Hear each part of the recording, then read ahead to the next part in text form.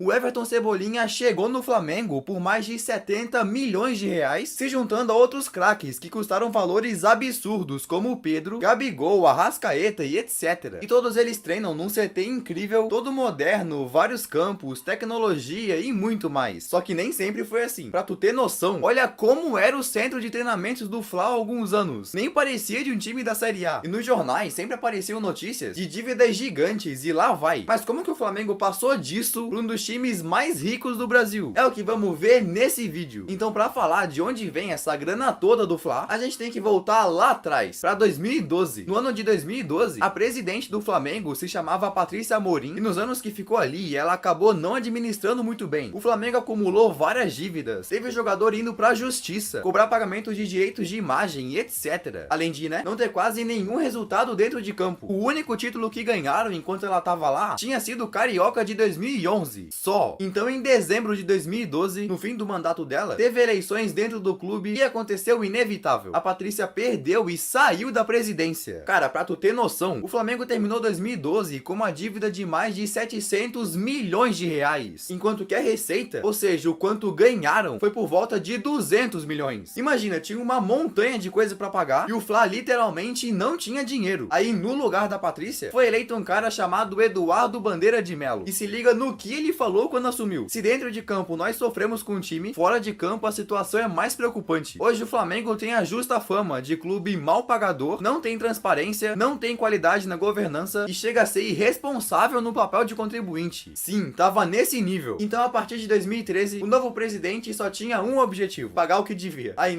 com isso, não focaram tanto em investir no time e ainda venderam o Wagner Love de volta pro CSKA por causa de uma dívida do clube com eles. Então, pra 2013, o Fla foi bem mais simples. O time dos caras ia com Paulinho, não o Paulinho que jogou na seleção, esse Paulinho, Hernani Brocador, Luiz Antônio, o capitão era o Léo Moura, Elias, Carlos Eduardo e etc. Digamos que não era um time pra ganhar Libertadores. Aí tá, com esse elenco mais barato, o Flamengo foi jogando e de uma forma surpreendente ainda conseguiu ser campeão da Copa do Brasil. Sim, ganharam do Atlético Paranaense na final e levaram um título. Então a diretoria continuou focando na economia do Fla e o negócio começou a melhorar muito, porque logo em 2013 também, finalmente inauguraram um programa de sócio-torcedor do Fla. Pois é, antes os caras não tinham sócio-torcedor. Imagina. Então o Flamengo já terminou 2013 ganhando 59 milhões a mais que em 2012. O negócio tava melhorando mesmo. Também começaram a fazer mais marketing e tal. Só que tipo, eles estavam tão focados em só pagar o que deviam que praticamente não contrataram nenhum jogador famoso. Então, sem muitos craques conhecidos, o Flamengo virou um time de meio de tabela no Brasileirão. Em 2013, pra tu ter noção, ficaram alguns pontinhos de serem rebaixados e nos 2 anos seguintes não passaram do 10º lugar. Pois é, mas isso já era meio que esperado. Então, quando chegou em 2015, aconteceu outra eleição e adivinha? O Eduardo foi reeleito e ia ser o presidente até o fim de 2018. Tipo, não ganhava a taça, mas pelo menos não tava quase falindo que nem antes. Melhorou tanto a situação fora de campo que terminaram 2015 com quase o dobro de faturamento de 2012. Eles fizeram um trabalho muito bom de gerir a dívida, arrecadar mais e economizar. Então, agora que já estavam com mais grana, a diretoria do Flamengo decidiu que tava na hora de começar a investir no time. Aí logo em 2016, contrataram uma estrela que tá até hoje e é um dos líderes do time, Diego Ribas. O Diego tava há anos lá fora, passando por times como o Porto, Werder Bremen, Juventus e etc. Mas em 2016 foi pro Flamengo, recebendo um salário de 600 mil por mês. Mano, fazia tanto tempo que o Fla não contratava um cara famoso assim, que quando o Diego foi anunciado, os torcedores foram uma loucura. Olha como a galera tava quando o cara chegou no aeroporto. Além disso, trouxeram outros caras, como William Arão, o zagueiro Juan, Coelar e etc. Aí quando chegou 2017, continuaram contratando e começaram a pagar cada vez mais caro, como o Everton Ribeiro, vindo do Al Ahly por 22 milhões de reais, além de Diego Alves do Valência, entre outros. E se a situação já tava boa, o negócio melhorou mais ainda, porque no meio de 2017, o Flamengo fez simplesmente a sua maior venda da história, quando o Vini Júnior foi vendido pro Real Madrid por 45 milhões de euros. Sim. Então o negócio já tava bem mais tranquilo e em 2018 o Fla conseguiu fazer o que na época foi sua maior contratação até então. Trouxeram o Vitinho do CSKA por 12 milhões de euros. Mas se as contas do Flamengo estavam de volta nos trilhos, dentro de campo o negócio não tava tão bem assim. Nesses vários anos que o Eduardo foi o presidente do clube, eles ganharam aquela Copa do Brasil de 2013 e 2 cariocas. Só isso. Então, quando chegou o fim de 2018, teve mais uma eleição e com a promessa de ganhar títulos, um cara chamado Rodolfo Landim assumiu o clube. O que o Eduardo Bandeira fez foi impressionante, mas agora o Landim chegou lá e disse que ia investir pesado no futebol. Tava na hora de abrir os cofres mesmo. Então, logo em janeiro de 2019, eles simplesmente quebraram seu recorde e fizeram sua transferência mais cara até então. Georgian de Arrascaeta, vindo do Cruzeiro por mais de 60 milhões de reais. E além dele, em janeiro de 2019, chegou também o Rodrigo Caio, Bruno Henrique e Gabigol emprestado da Inter. Sim, os caras investiram demais. Eles realmente não estavam brincando. Aí você lembra que o centro de treinamento dos caras era uma coisa bizarra? Então, em 2019 começaram a usar um novo CT. Uma coisa assim, nível Europa mesmo. E se o Flamengo já tava bom, quando chegou no meio daquele ano, contrataram um novo técnico, um carinha chamado Jorge Jesus, e fizeram mais contratações absurdas. Mano, se o Fla já tinha trazido aquelas estrelas todas em janeiro, agora no meio do ano trouxeram mais craques, como o Rafinha vindo do Bayern, Felipe Luiz do Atlético de Madrid, Pablo Mari que tava no La Coruña e Gerson vindo da Roma por quase 50 milhões de reais. Aí juntando esses craques com um técnico incrível como Jorge Jesus, o resultado foi fenomenal. O Flamengo em 2019 teve simplesmente o seu ano mais vitorioso desde a época do Zico. Os caras conquistaram o Carioca no começo do ano, depois o Brasileirão e a Libertadores. A tríplice coroa. Todos os seus jogadores se valorizaram demais e os caras tiveram a temporada perfeita. Então o Flamengo, que tinha fechado 2012 com uns 200 milhões de faturamento, agora terminava 2019 com mais de 900 milhões. Foi realmente impressionante. Aí com essa grana toda, o Fla decidiu investir pesado e comprar de fato o jogador mais importante do time, o Gabigol. O Gabigol em 2019 era emprestado da Inter de Milão. Então em janeiro de 2020, compraram de fato ele, batendo um recorde de transferência do futebol brasileiro, desembolsando no total mais de 90 milhões pelo cara. Imagina! Então passou o tempo, veio a pandemia e mesmo com 2020 completamente turbulento, o Fla faturou mais de 600 milhões. E se na pandemia foi assim, em 2021 o negócio foi impressionante. Os caras faturaram 1 bilhão de reais. Cara, esse foi literalmente um recorde no futebol brasileiro. O Flamengo é o time mais rico do Brasil. O Rodolfo Landim foi até reeleito no ano passado. Então agora, mesmo com vários problemas de técnicos recentes sendo demitidos, o Fla ainda tem muita força para comprar jogadores e trouxe o Everton Cebolinha do Benfica por 75 milhões de reais. O Cebolinha entrou na lista das compras mais caras da história do clube, só ficando atrás do Gabigol, do Pedro e Arrascaeta. Será que o Flamengo vai voltar a disputar por títulos como em 2019? Vamos ver. E aí, qual que foi a maior contratação do seu time? Comenta aí embaixo. E se você gostou desse vídeo, dá uma olhada nos últimos que eu postei. Acho que tu vai gostar. Então, beleza? Valeu e tchau!